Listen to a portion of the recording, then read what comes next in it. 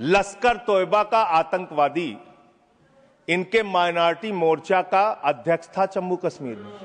लश्कर तोयबा के आतंकवादियों को अपनी पार्टी में आप रखते हो, लश्कर तोयबा के आतंकवादियों को अपनी पार्टी में रखते हो, लश्कर तैयबा के आतंकवादियों को अपनी पार्टी में रखते हो, आतंकवादियों को अपनी पार्टी में रखते हो।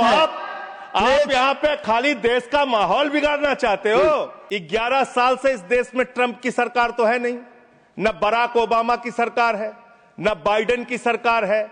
यहां पर प्रधानमंत्री नरेंद्र मोदी जी हैं और गृह मंत्री अमित शाह जी हैं। आपने 11 साल में कितने घुसपैठिए हिंदुस्तान से भगाए, इसके बारे में आंकड़ा दीजिए सदन को आप जानकारी दीजिए। आप पूरा चुनाव उसके ऊपर करते हैं। कितने घुसपैठिया बिहार में मिले, इसको बताइए, देश को, इस सदन में बताइए। मैं आपको बताना चाहता हूं मान्यवर, मात्र 315 वहां पर विदेशी नागरिक मिले, जिसमें 78 मुसलमान थे, बाकी नेपाल के हिंदू थे। उसको आप इसलिए आंकड़ा नहीं जारी कर रहे हैं। 65 लाख में सिर्फ 315 मिले। आपकी छाती पे तो सांप लौटने लगा, आपको तो मजा आया नहीं। प्रधानमंत्री जी का आप बहुत गुणगान करते हैं। आप कहते हैं प्रधानमंत्री जी बहुत लोकप्रिय हैं। प्रधानमंत्री जी की लोकप्रियता चमक रही है, वो महामानव हैं, विश्व गुरु हैं। तो ये कौन सी लोकप्रियता है प्रधानमंत्री जी की कि भाई प्रधानमंत्री जी की कौन सी लोकप्रियता है कि ईवीएम से चुनाव कराएंगे तो लोकप्रियता कायम रहेगी, बैलेट से चुनाव कराएंगे तो लोकप्रियता खत्म हो जाएगी। अरे भैया, दोनों में अगर लोकप्रियता कायम है तो बैलेट से चुनाव करा लो, उसमें भी पता चल जाएगा कितने लोकप्रिय है प्रधानमंत्री जी। दिल्ली के अंदर बड़े पैमाने पर वोट काटे गए और चुनाव में खुलेआम गड़बड़ियां की गई। अब बात करते हैं बिहार में। सर, बिहार में आपने अचानक कहा पूरे राज्य का एसआईआर होगा। एसआईआर आपने कराया, करीब 65 लाख वोट काट दिए वहां पे। और मान्यवर, मैं आपके सामने कुछ विधानसभाओं की सूची पढ़ना चाहूंगा। मोतिहारी में 54,000 वोट काट दिया, बीजेपी 13,000 वोट से जीती। गोपालगंज में 66,000 वोट काट दिया, बीजेपी 28,000 वोट से जीती। संजय जी, बरौली में 46,000 वोट काट दिया, बीजेपी 12,000 वोट से जीती। अनमोर में 37,000 वोट काट दिया, बीजेपी। ये सारी चीजें सुप्रीम कोर्ट में नहीं जाएगी रिकॉर्ड पे। सर, ये गड़बड़ी पे बात हो रही है। गड़बड़ी क्यों समय चला जा रहा है? सुप्रीम कोर्ट के पास है। सर, मेरा टाइम जा रहा है। सर, विषय पर बोलिए। सर, विषय पर बोल रहा हूँ सर। नहीं, विषय पर नहीं बोल रहे। विषय ऐसे तो फिर बात नहीं हो पाएगी। नो, ठीक है सर, ऐसे बात नहीं हो पाएगी। आप हमारा टाइम खराब कर रहे हैं। विषय पर बोलिए। नहीं, मेरा सारा समय चला जा रहा है। सर, आप विषय पर बोलिए। जो चीज सब जुडिस है उसके बारे में honourable chairman has made it clear. Please. Election में ऐसे गड़बड़ियां होते हैं, उसको क्या करना चाहिए ये बता रहे हैं। ये सारे कंप्लेन माननीय एलओपी सुप्रीम कोर्ट के पास है। ये सब जुडिस मामला है, इस पर मैं अलाउ नहीं करूंगा। ऑलरेडी चेयरमैन ने कहा। माननीय संजय सिंह, आपका समय जा रहा है। आप माननीय सर, आप बोलने ही नहीं दे रहे हैं। फिर ऐसे बोलने नहीं दे रहे हैं। आप कानून, सर, चुनाव की गड़बड़ियों के बारे में नहीं बोलेंगे। आप संवैधानिक मर्यादाओं, चुनाव की गड़बड़ियों के बारे में नहीं बोलेंगे, चेयर पर आरोप करेंगे। ये आपको फ्रीडम है, आप कुछ भी कह सकते हैं नियम कायदे के बाहर जाकर के। ठीक है सर। दूसरी बात सर, प्लीज, ईवीएम का इस्तेमाल देश के अंदर शुरू हुआ। प्लीज। और जब ईवीएम का इस्तेमाल शुरू हुआ अपनी जगह बैठे, तो देश में तमाम बहस शुरू हुई। और ईवीएम के ऊपर सबसे पहला किसी ने सवाल उठाया तो उस व्यक्ति का नाम है जीवीएल नरसिम्हा। उन्होंने बाकायदा किताब लिखी है कि लोकतंत्र के ऊपर खतरा है ये ईवीएम। और उसके बारे में लाल कृष्ण आडवाणी जी ने उनकी किताब के प्रशंसा करते हुए और ईवीएम पे सवाल होते हुए, अब इस पे भी समस्या है, इस पे भी। तो उस पे पूरा ईवीएम के ऊपर सबसे पहले इन लोगों ने सवाल उठाया। ईवीएम किन किन देशों में था और कहां कहां बैन हो गया, मैं पढ़ के बता दे रहा हूं। जिन जिन देशों में बैन हो गया, जर्मनी में, नीदरलैंड में, आयरलैंड में, यूके में, फ्रांस में, पुर्तगाल में, इटली में, ऑस्ट्रेलिया में, नॉर्वे में, कनाडा में, बेल्जियम में, साउथ कोरिया में, इन तमाम देशों में ईवीएम था, ईवीएम बंद हो गया। ईवीएम बंद हो गया, लेकिन मुझे एक मन में शंका होती है जो आपके माध्यम से उधर बैठे हुए लोगों से पूछना चाहता हूं। प्रधानमंत्री जी का आप बहुत गुणगान करते हैं, आप कहते हैं प्रधानमंत्री जी बहुत लोकप्रिय हैं, प्रधानमंत्री जी की लोकप्रियता चमक रही है, वो महामानव हैं, विश्व गुरु हैं। तो ये कौन सी लोकप्रियता है प्रधानमंत्री जी की कि भाई प्रधानमंत्री जी की कौन सी लोकप्रियता है कि ईवीएम से चुनाव कराएंगे तो लोकप्रियता कायम रहेगी, बैलेट से चुनाव कराएंगे तो लोकप्रियता खत्म हो जाएगी? अरे भैया, दोनों में अगर लोकप्रियता कायम है तो बैलेट से चुनाव करा लो, उसमें भी पता चल जाएगा कितने लोकप्रिय है प्रधानमंत्री जी, कितनी लोकप्रिय है भारतीय जनता पार्टी, कितने लोकप्रिय हैं आप लोग, ये आपको पता चल जाएगा। दूसरी बात मान्यवर, दूसरी बात, आपने अभी मैंने सुना कि डिटेंशन सेंटर बनाएंगे घुसपैठियों के लिए, और यह कहा गया कि इस पूरी चुनाव की प्रक्रिया के तहत जो लोग पकड़े जाएंगे घुसपैठिए, उनको उस डिटेंशन सेंटर में रखा जाएगा।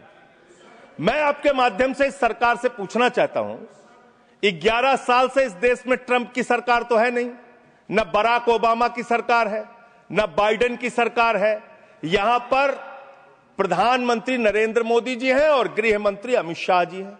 आपने 11 साल में कितने घुसपैठिए हिंदुस्तान से भगाए, इसके बारे में आंकड़ा दीजिए सदन को आप जानकारी दीजिए।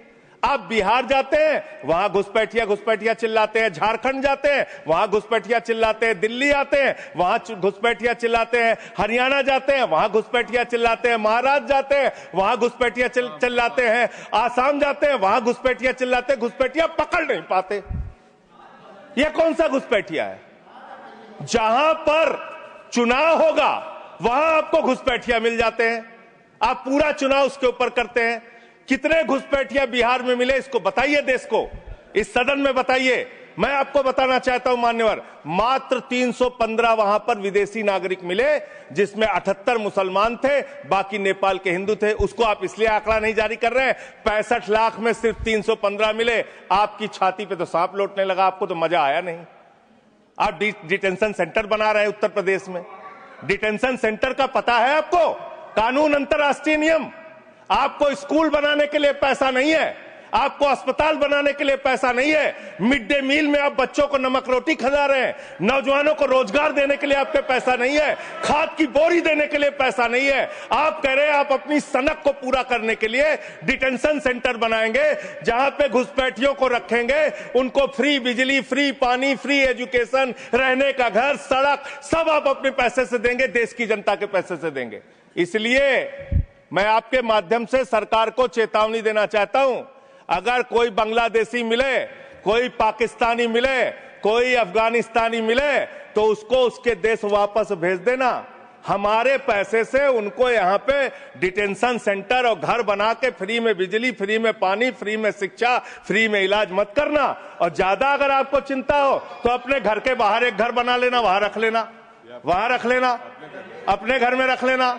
हम लोगों का पैसा मत बर्बाद करो अपनी सनक के चक्कर में, अपने सनक के चक्कर में। दूसरी बात, सनक शब्द असंसदीय शब्द ना बोले। नहीं सर, सनक सर क्या क्या बोलते हैं ये लोग, किसको किसको गाली नहीं देते हैं। संसदीय शब्द ही बोलना है, और आपको भी बोलना है सर। बांग्लादेशी घुसपैठिया की ये लोग बात कर रहे हैं। लश्कर तोयबा का आतंकवादी, इनके माइनॉरिटी मोर्चा का अध्यक्ष था जम्मू कश्मीर में।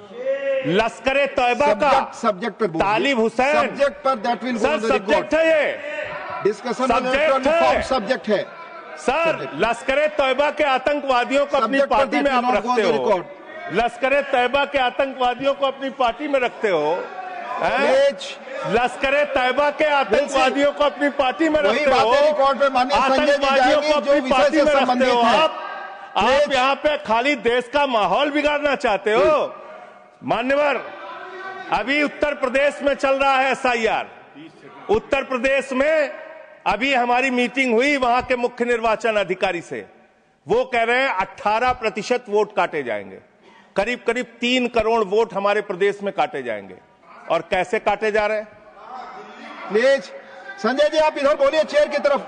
क्या आप जानना चाहते हैं? आप आपस में बहस कराइए सर, उनको खड़ा कीजिए। प्लीज आप सर उनको खड़ा कीजिए, बहस कराइए। आप बोले कोई चीज जानते। हमारी मीटिंग हुई सर, हमारी पार्टी के प्रतिनिधि गए, वहां कहा गया 18% वोट काटे जाएंगे। क्या इस सदन की चिंता नहीं होनी चाहिए? उत्तर प्रदेश में आप 3 करोड़ वोट काटेंगे, 3 करोड़ वोट काटेंगे। आपने रामपुर के अंदर एक 80 साल की बूढ़ी महिला, सर मैं मिलने गया, आपको दर्द बताना चाहता हूं, 80 साल की बूढ़ी महिला। बैठ जाइए, बैठ जाइए, बैठ जाइए। आप लोग फालतू बोलते रहते हो। पर ही बोले वही रिकॉर्ड पे जाएगा। लश्कर तैयबा के आतंकवादियों को अपनी पार्टी में रखते हो तुम लोग। कमेंट नहीं कर सकते। लश्कर तैयबा के आतंकवादियों को रखते हो अपनी पार्टी में। सर रामपुर में एक बूढ़ी महिला 80 साल की, उसका नाम है नूर जहां। सदन को उसकी चिंता सुननी चाहिए। उसने अपने 2 बेटे जो कुवैत में रहते हैं उनका फॉर्म भर दिया। उस 80 साल की बूढ़ी महिला नूर जहां के ऊपर मुकदमा हो गया सर, जबकि चुनाव आयोग का नियम कहता है कि अगर कोई आपका हिंदुस्तानी बच्चा विदेश में रहता है, उसका भी मतदाता हिंदुस्तान में वो बन सकता है। मां ने फॉर्म भरा, आपने दर्ज कर दिया। धन्यवाद संजय जी। अरे सर हमारी पार्टी में से, अरे हमारी पार्टी में से 1 आध मिनट ले लीजिए। ऑलरेडी मैंने मेरे पार्टी का समय है, 1 मिनट अधिक दिया सर। मैं दल का नेता हूं, मेरे पास अधिक दिया सर। मैं पार्टी का नेता हूं, मेरे पास टाइम है। ऑलरेडी 1 मिनट अधिक दिया टाइम है सर। आपने लिखकर पहले नहीं दिलवाया। तो हम टाइम हमारे में से काट लीजिएगा, हमारे में से टाइम काट लीजिएगा। आप जल्दी बोलिए। 1 मिनट मुझे और दीजिए। आप 1 मिनट में कंक्लूड सर मैं अंत में यही कहना चाहता हूं, आपके इस जोर दबाव के चक्कर में हिंदुस्तान के 35 बीएलओ अब तक अपनी जान गंवा चुके हैं। ये सदन, अरे कहां मंत्री जी, आपको कैसे पता चलेगा? इस सदन को श्रद्धांजलि देना चाहिए। उन 35 लोगों की हत्या की है आप लोगों ने। सर सेक्रेटरी जनरल, उन बीएलओ की हत्या के जिम्मेदार ये लोग हैं सर। धन्यवाद। Nothing is going on record. Please आपका समय ओवर हो गया।